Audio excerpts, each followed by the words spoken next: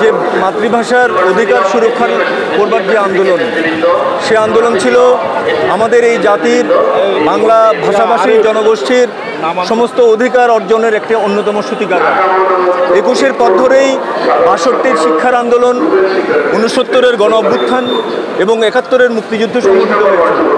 ৭১-এর মুক্তিযুদ্ধ ছিল সাম্য, মানবিক মর্যাদা এবং গণতান্ত্রিক সমাজ, সামাজিক ইনসাফ প্রতিষ্ঠার লক্ষ্য নিয়েই সেটি সংগঠিত হয়েছিল। তারপরে কিন্তু আমরা বাংলাদেশে সাম্য, মানবিক মর্যাদা এবং সামাজিক ন্যায় বিচার এটি কিন্তু বাংলাদেশের জনগণ ভোগ করতে পারেনি। এখানে আমাদের নাগরিক অধিকার, আমাদের গণতান্ত্রিক অধিকার ভুলুণ্ঠিত হয়েছে বিভিন্ন শাসকদের হাত ধরে। সর্বশেষ ২৪-এর যে গণ অভ্যুত্থান, এই গণ অভ্যুত্থানের মধ্য দিয়ে আমাদের হৃত যে গণতন্ত্র, আমাদের হৃত যে সাম্য এবং মানবিক মর্যাদা, সেই মানবিক মর্যাদা, সাম্য এবং গণতান্ত্রিক চেতনাকে সমুন্নত করে রাখবার জন্য ২৪-এর গণ অভ্যুত্থান এবং সেই গণ অভ্যুত্থানে বাংলাদেশের সর্বস্তরের মানুষ অংশগ্রহণ করেছে।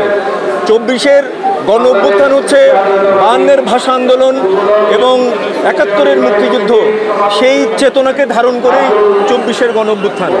২৪-এর গণ অভ্যুত্থান বাংলাদেশের সমস্ত গণচেতনা, গণ আন্দোলন এবং সমস্ত শুধু বাঙালি নয়, বাংলাদেশের বসবাসরত অন্যান্য যে ভাষাভাষী জনগোষ্ঠী, তাদের অধিকারকে প্রতিষ্ঠা করবার জন্য আগামী দিনের যে লড়াই, সেই লড়াইয়ে আমাদের প্রেরণা হয়ে কাজ করবে এবং বাংলাদেশের সংস্কৃতি কর্মীরা সেই আন্দোলনের পুরোভাগে ছিল অতীতেও, আগামী দিনেও।